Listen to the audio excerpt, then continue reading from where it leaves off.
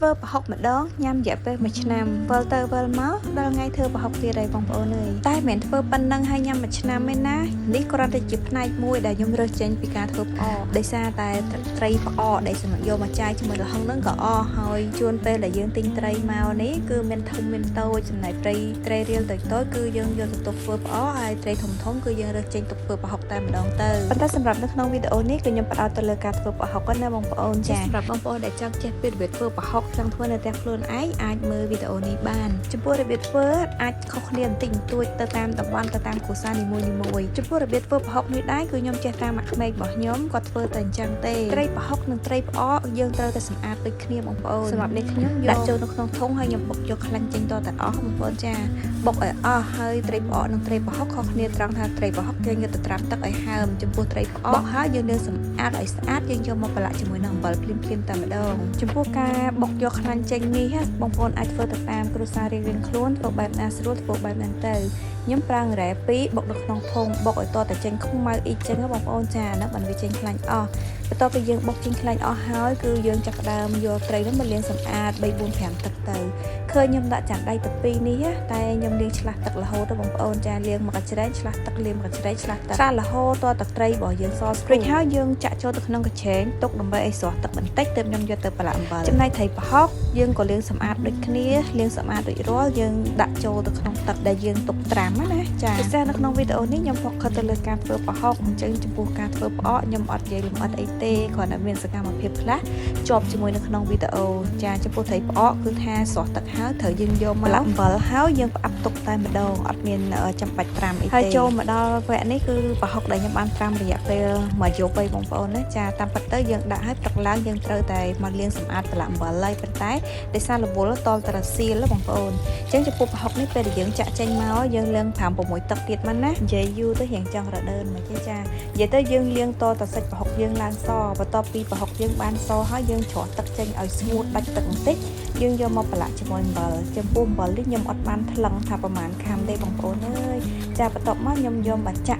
់ទុកស្កតបងប្អូនហើយខ្ញុំដាក់លឹកចេកបត់ជុំវិញនៅចន្លោះច្រែកហ្នឹងទៅហើយដាក់ស្កតបែបនេះស្កតទុករយៈពេល1យប់ទៀតនិយាយទៅបងប្អូនទុក2យប់ក៏បានដែរតែខាងខ្ញុំធ្វើតែ1យប់ទេចាហើយដាក់ជ្រុញមួយនិងត្បាល់មួយទៀតត្បាល់ដែលរាងធ្ងន់បន្តិចមកស្កតដើម្បីឲ្យត្រីប្រហុករបស់យើងហ្នឹងច្រោះទឹកទៅខាងក្រោមបានល្អហើយស្កតប្រយ័ត្នផងណាបងប្អូនអើយប្រយ័ត្នញាតិញោមគាត់មកចិត្តចាមកពងដាក់តែមកតូចអីគឺថាចប់តែម្ដងបន្ទាប់ពីផ្អាប់រយៈពេល1យប់ហើយឃើញថាមេឃបើកថ្ងៃល្អណាស់ចាក៏មកជាស្លេកដើម្បីយកមកទ្របនៅលើកញ្ច្រែងទុកហាលប្រហុកទៀតហើយនិយាយពីថាក្រនតបើកមកគឺថាក្លិនប្រហើរតែម្ដងចាទឹកអប់ channel មិនដូរទេចាឥឡូវនេះយើងក៏ចាប់ផ្ដើមមកដូរកញ្ច្រែងថ្មីហើយយើងដាក់ធប់ធុងនឹងដដែលទៅស្លឹកចេកនៅពីក្រោមហើយចាំចាក់បោកយើងហាលពេលដែលខ្ញុំក្រាលស្លឹកចេកហ្នឹងក្រាលឲ្យរាងធំជាងកញ្ច្រែងតិចមកដើម្បីងាយស្រួលពេលដែលយើងគ្របទៅគឺអត់ប៉ះជាមួយនឹងប្រហុក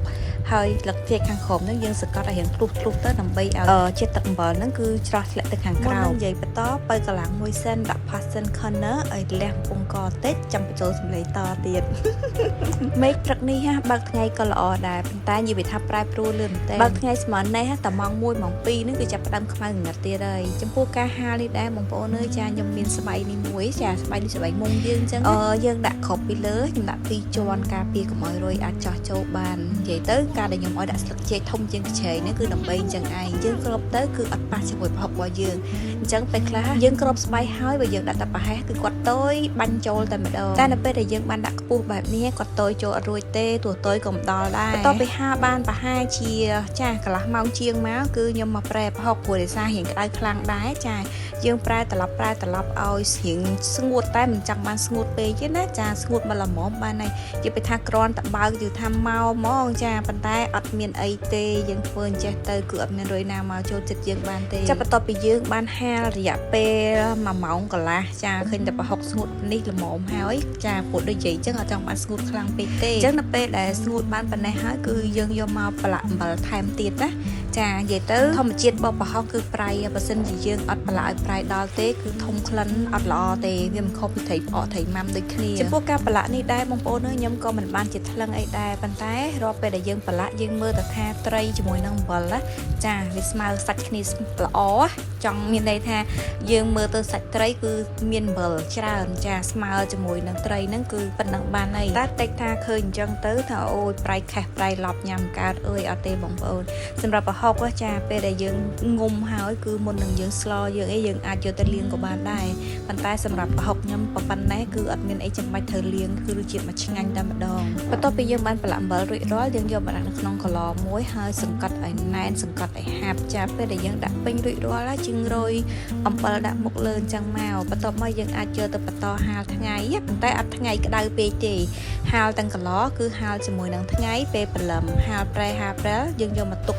យកមកផ្អាប់ទុកនៅកន្លែងឆ្កែបាយធម្មតាបានរយៈពេលតែមួយខែអីគឺថាងុំឈ្ងុយតែម្ដងហើយទឹកប្រហុកដែលយើងបានច្រោះហ្នឹងយើងដាក់អំបិលលេបថែមហើយច្រកដាក់ដបយកទៅហាលទៅថ្ងៃណាទៅនេះយករងាស់ធ្វើទឹកត្រីបានហើយវីដេអូរបស់នេះខ្ញុំក៏បានមកដល់ទីបញ្ចប់ដូចគ្នាសូមអរគុណសម្រាប់ការតាមដានវីដេអូរបស់នេះខ្ញុំហើយបើសិនជាពេញចិត្តកុំភ្លេចជួយ like និង share វីដេអូរបស់នេះខ្ញុំផងចាសូមអរគុណសូមជម្រាបលាជួបគ្នានៅវីដេអូក្រោយបាយបាយ